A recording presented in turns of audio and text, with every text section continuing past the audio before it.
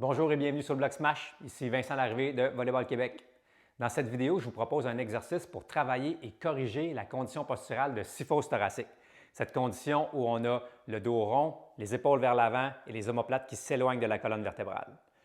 Une condition posturale qui est très présente chez les volleyeurs et les volleyeuses et dans la population en général. Ce qui est important de comprendre, c'est que dans toute condition posturale, notre corps est dans une certaine position depuis un certain temps, ce qui fait qu'il y a des articulations qui peuvent être verrouillées, figées et qui ne bougent plus très bien. Mais heureusement, on a toutes sortes de stratégies d'exercice qu'on peut faire pour retrouver une posture optimale.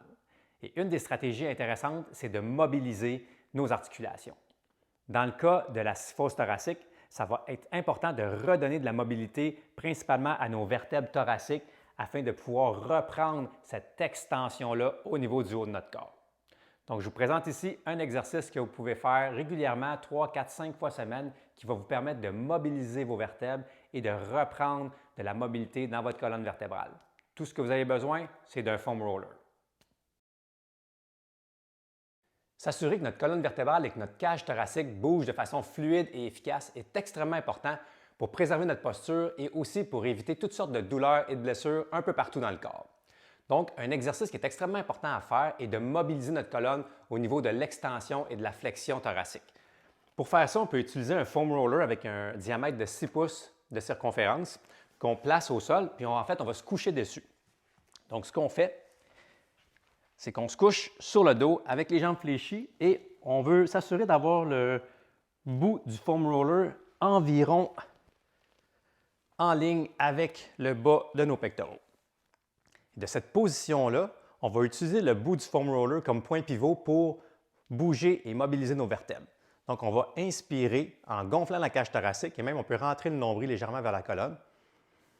Et on va descendre le bassin vers le bas. Quand on a besoin d'expirer, on remonte doucement. Inspire, gonfle la cage thoracique. Important de ne pas perdre la cage thoracique pour bien pivoter au niveau des vertèbres.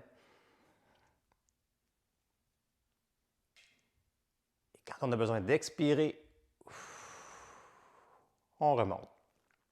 On peut faire 3 à 4 répétitions comme ça pour une vertèbre, puis ensuite, on peut bouger pour aller à une autre vertèbre. Donc, on va descendre notre corps ou monter le foam roller de 1 pouce, pas plus haut que ça. Chaque vertèbre a environ 1 pouce de distance et on fait la même chose. Inspire, gonfle la cage thoracique et on descend le bassin vers le bas dans l'amplitude qui est disponible. Puis quand on a besoin d'expirer, on remonte doucement. On peut faire plusieurs positions comme ça, qu'on peut bouger notre corps sur le foam roller pour aller chercher, mobiliser d'autres vertèbres. Et on peut monter comme ça jusque dans les vertèbres du haut du dos. Vous allez voir s'il y a des places où vous sentez plus de tension, on peut s'attarder à ces points-là. Ensuite, pour augmenter nos amplitudes de mouvement, une fois qu'on sent qu'avec le mouvement au bassin, on a pris de l'amplitude, pour augmenter nos amplitudes, on peut ajouter les bras. Donc, on fait le même mouvement, donc on va descendre le bassin vers le bas et on va amener en même temps les bras au-dessus de la tête.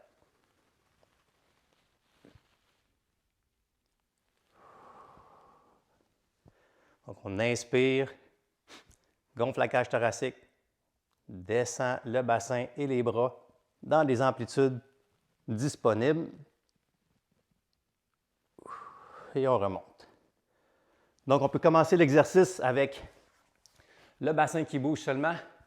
Après un moment, on peut impliquer les bras pour prendre plus d'amplitude et on peut faire un 3 à 4 répétitions par position sur le foam roller. Et à chaque séance d'entraînement, on peut choisir un 3 à 4 positions qu'on veut travailler pour pas que ce soit trop long non plus à exécuter.